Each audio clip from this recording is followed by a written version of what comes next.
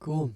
So, this is my very first video doing this, so if there are any issues with audio, visuals, etc., please bear with me, and I greatly appreciate it. So, first things first, I just recently released a song. It's called Late Love. I put it out this December 22nd, and I was thinking, for those who are interested, I'd do a breakdown video. So that's what this is here. As we can see, I like to work in Reaper. This is my current preferred DAW. I work on PC. If I ever come across a Mac, I might be working in Logic. But, this is what I have right now, and I really like using it. So, and if you can make a song with a DAW, use that DAW. It doesn't matter. Cool. So, we'll start with, I've, labeled all these tracks here. I have my own little way of labeling these. I don't label it anything super specific because I only worked by myself on this one, but if I was, going to be working with someone else, I'd have these named differently. So first things first, you're going to hear in these songs are the 3 acoustic guitars that I've recorded. So I took two acoustic guitars and I recorded one, put it to the left and one to the right. As you can see here, there's the L and the R. Right, real simple. And then as the guitars are going, you can hear the 12-string fade in.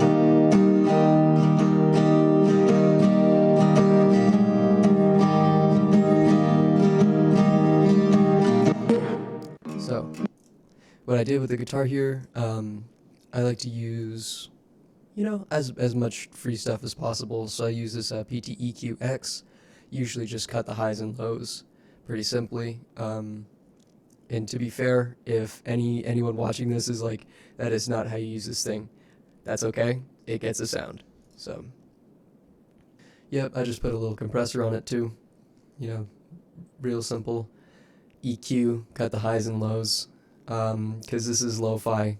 It's not really supposed to sound super high quality because I actually recorded this onto tape, which I'll go over probably in a separate video because I have my whole process for that.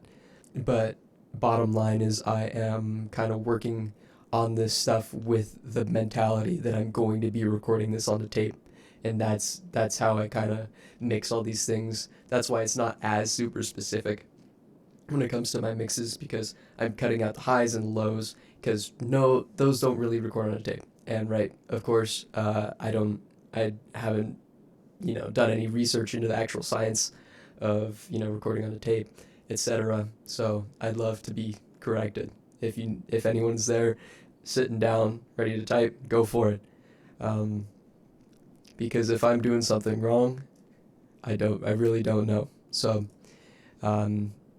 to finish that tangent, let's talk about the vocals here, because this is where I've put in a decent amount of work of like the production and have some specific sounds. So let's give that a listen real quick. I got lit love, grooving in the street light, dancing in the moonlight, underwhelmed. I can't help but think that you hate me, you're trying to erase me from your head. Right, so I have a main vocal and a backup vocal. The backup vocal is the one that I had more work on. Here is my nightmare of a vocal chain.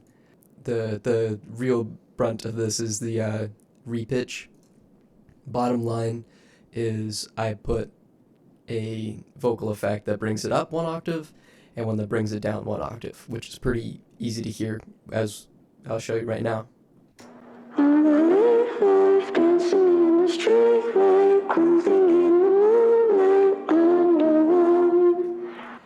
And you can understand why I put that in a mix rather than, having it all together.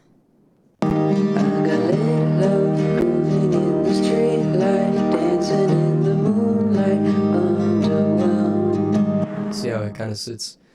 Yeah, that kind of ties into my whole philosophy of mixing, is like, there's a lot of times in videos that I've seen of people who put something in a mix that individually does not sound great, but if it works together in the mix, it works. And that's kind of what I try to go by. So the next notable thing is here with the somewhat of the chorus that I have is that I put a tremolo on the vocals. So I'll show you here. I'll go through it twice.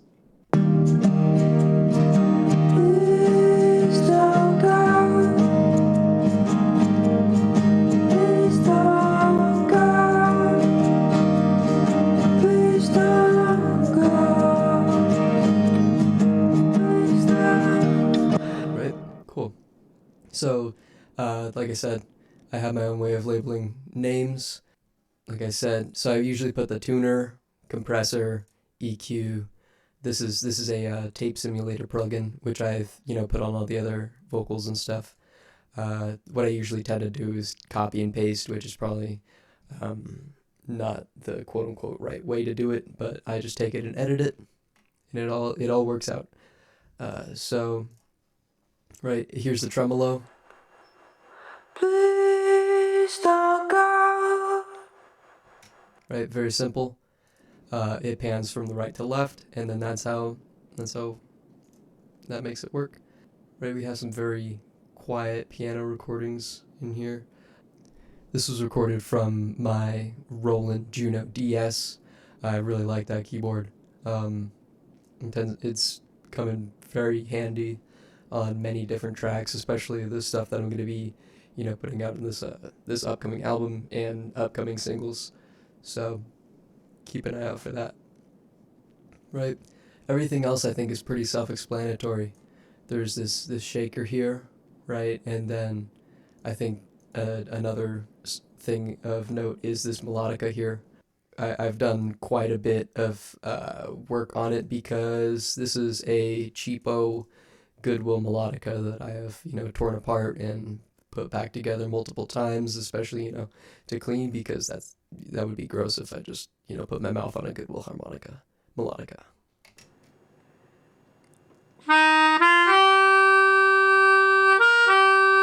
You can hear it's very clearly out of tune, especially in the context of the guitars.